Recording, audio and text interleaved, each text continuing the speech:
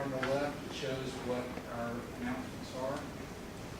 We've come out with, in the enterprise area, for the E880, the 870, and the E850, what they're calling C models. You know, there's going to be some confusion around that because we're used to C model meaning something a little bit different. What C model means in this case is cloud. They're cloud enabled. For the Power 880 or the E880 and the 870, there's actually no change to the underlying hardware. It's a packaging thing. We are coupling some hybrid cloud capabilities and software with the hardware that has been there before, and there's some pricing advantages to it as well. So if you've got anything on the table for an 870 or an 880 at the moment, you probably want to have your seller reprice that as a C model for you. Hopefully you'll take advantage of the cloud capabilities. Whether you do or not, you might get a price advantage on the hardware by using the C model. What cloud capabilities?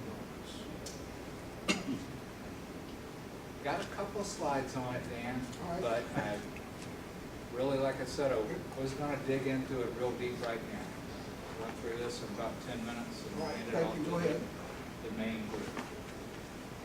The E850 does have some new hardware capabilities. There's new processors, new speeds and feeds with it. And it also has the same cloud enablement that the 870 and 880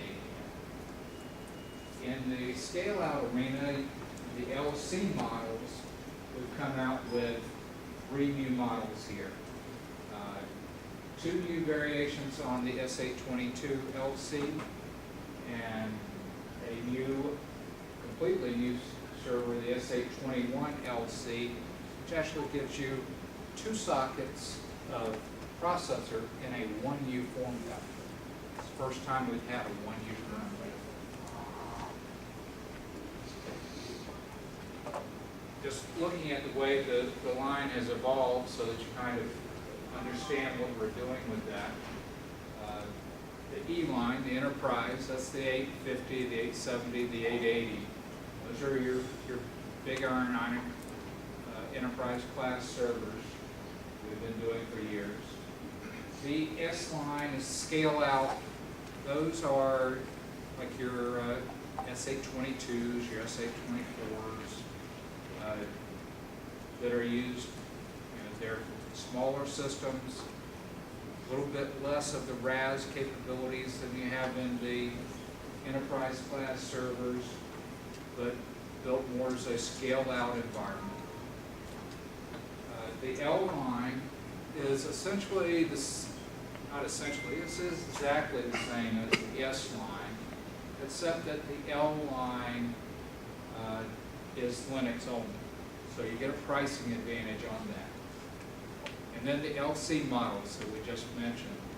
These are going to be more of your commodity type servers, and they have a lot of the neat new capabilities, some of which our speaker is going to be talking to us about today regarding the open source databases. This is just reiterating part of what I just said about the LC line. There's some that are focused on commercial applications. There's some that are focused on high-performance computing. They're, again, commodity, build out large data centers, lots of nodes, that kind of thing. So another family photo is showing the LCs from the bottom to the top. Again, we've got 3 new models right there in the middle.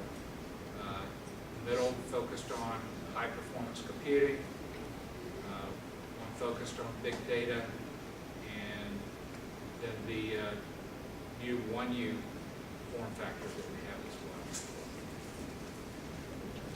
Some of the details on the E850. Again, this is a hardware change. We had the 850 before, but the 850C comes out with some new speeds and feeds. So we've got 32 cores at 4.22, 40 cores at 3.95, and 48 at 3.65.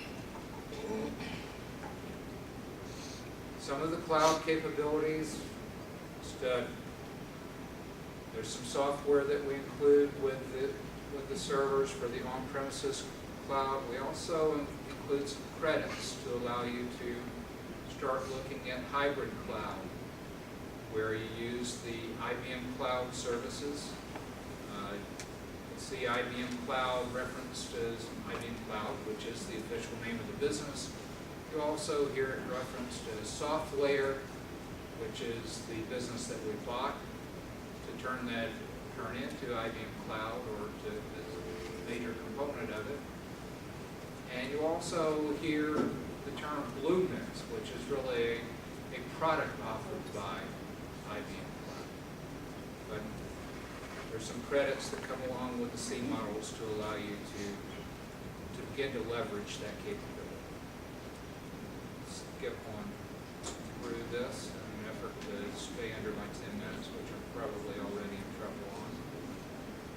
These slides I will, of course, throw up on the website. You'll have this information. You can come back to us for more information as you see fit.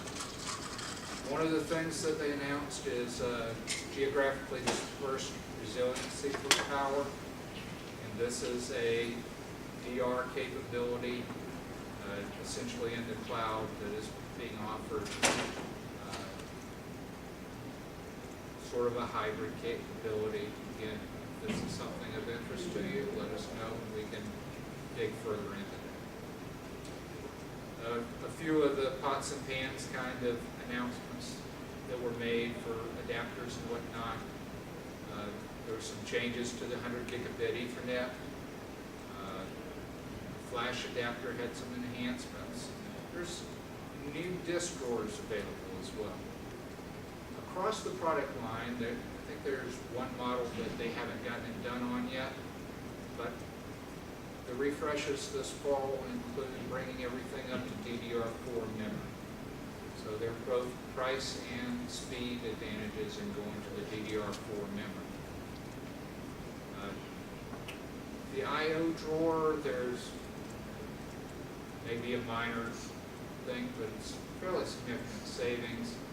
Up to now, we have connected the I/O drawers on the Power 8 models with fiber cables, which is great performer. It'll go a good distance if you need it.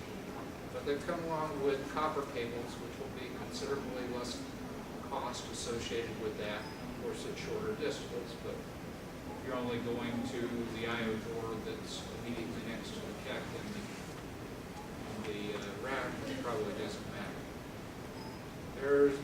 What will be important to all of us going forward is there is a focus on some new PDUs that have come about. They're calling them switched PDUs. They're capable of being plugged onto the network and having some control that way. We've had intelligent PDUs before, but we've also had the dumb PDUs, and maybe others did things differently, but I tended to go ahead and use the dumb PDUs because many customers didn't really want to go to the effort to use the intelligent PDUs, which were originally using, it's a good thing I forgot the name of that product. What was it that we used to do? As far as the Ethernet port on those smart PDUs? Or? Yeah, plug the smart PDUs in. It's okay. Not many people use them, but now software's not needed anymore, and this is going to be the focus going forward, is using these switch PDUs. If anybody does use a cryptographic card, they're withdrawing the previous one and replacing it with a new one. And for some of the LC models that I mentioned, they won't go in a T42 rack that we're used to using. There's a new rack that accommodates those servers. That's out there as well. As I was looking through things, looking at the things that we're focused on today and thinking about change, these thoughts occurred to me, and I just thought about it for a moment. Said, okay, this is what we're doing in 2016. What were we doing in 2006? And 10 years before that, and 10 years before that. And this is not, I don't purport this to be any exhaustive research. This is basically me sitting down and thinking for 5 to 10 minutes and maybe Googling a little bit. But our industry has always been evolving, and it's no different today. In 46, they were doing tabular equipment. In 76, we were doing distributed systems and mini computers. In 96, we were doing the internet. The World Wide Web was coming of age. In 2006, we were doing virtualization. We've gotten into micro-partitions, those kinds of things, and we're building the framework that we stand upon today. And today, we're focused on a whole bunch of new things. It's just the same as it always was. It's a continual change. Cloud, hybrid cloud, analytics, in-memory databases that our main speaker is going to talk about in a minute, open source, mobile, social media security. Constant evolution is upon us.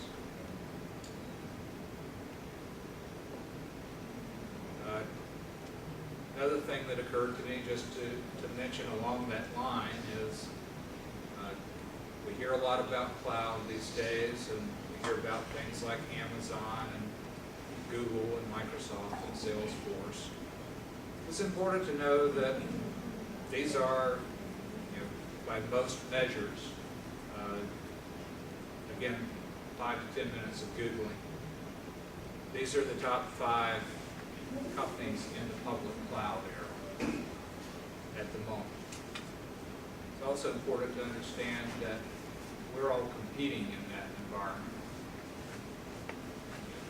Substitute your company name, Equifax, SunTrust, CETA, whatever, ICE. You're running your own on-premises cloud. Whether you quite call it a cloud or not, whether you've got it totally enabled as a cloud, you are. You're competing with the off-premises, and you're going to interact with the off-premises. And this was largely thoughts for myself that I thought I would share with you. We all have to embrace this new world we live in. And with that, I'll hand it off to Kevin's going to go first. Yeah, I'll go first. Kevin Lawrence and Wes Shofetti with IBM and Jeff Lunsford with Connecticut are going to be our presenters today. And from here to the end, it's up to them. All right, thank you guys. Thanks, Victor.